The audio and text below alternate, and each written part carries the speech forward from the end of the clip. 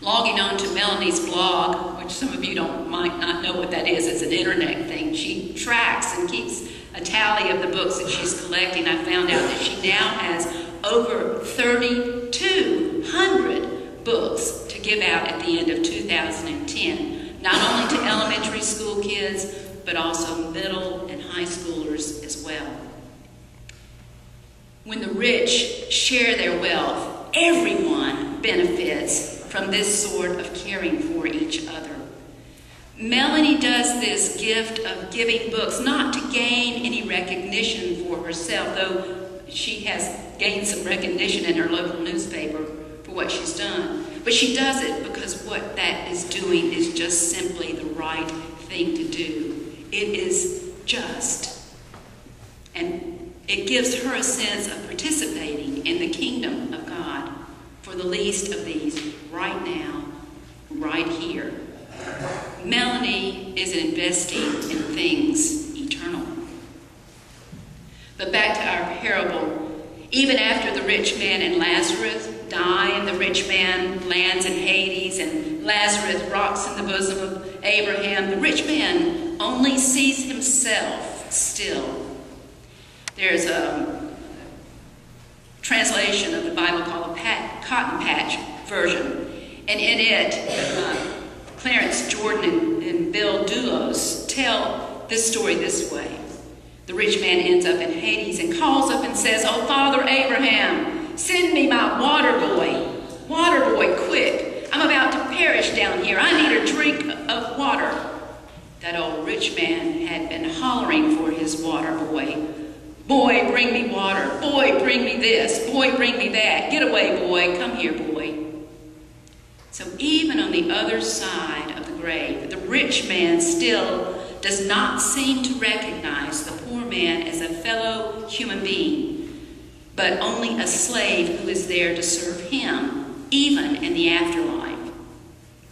The tragedy of Katrina and all the other tragedies that we have witnessed where the poor are in such desperate need are not that the tragedy is not that they lose their homes. It is the fact that some who are in a position to relieve their suffering view them as dispensable.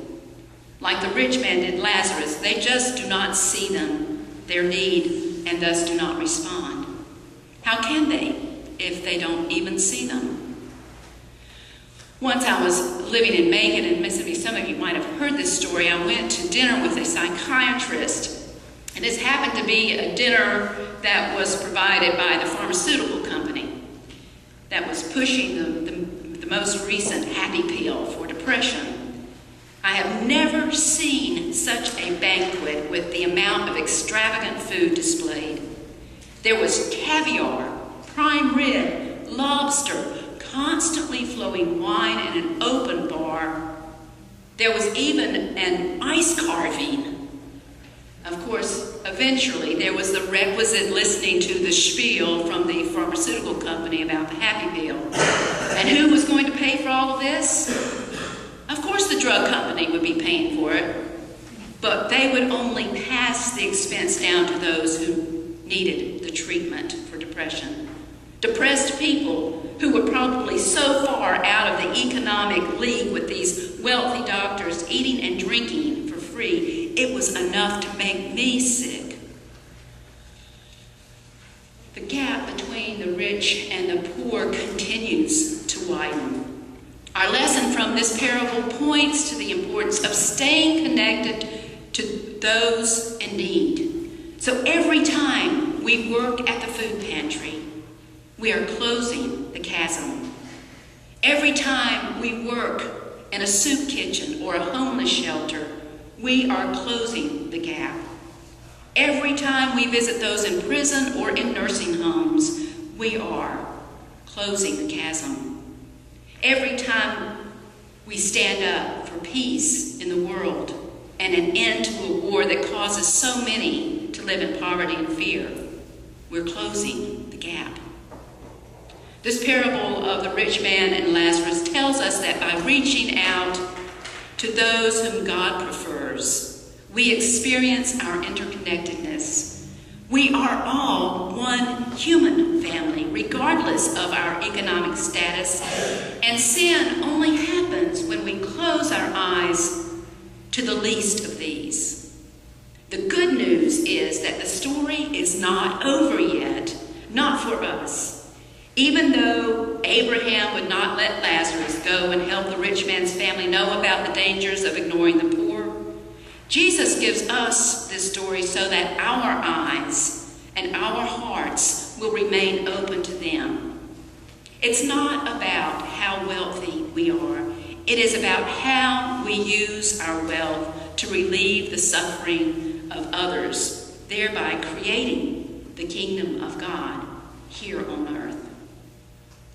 This story is meant to teach us that the gates to the kingdom are created to swing wide open to include those who stand on the inside and on the outside. Our job is to keep the gates well oiled and swinging freely on earth, reaching out as often as we can to those who are reaching toward us for help.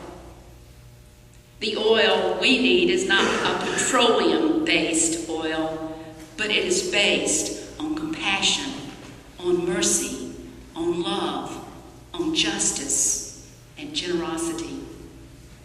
These are the only tickets needed to enter into the gates of God's kingdom. So let us keep our eyes wide open and our hands extended in generosity to help our fellow brothers and sisters as best as we can with what we have. Let's take a moment for reflection.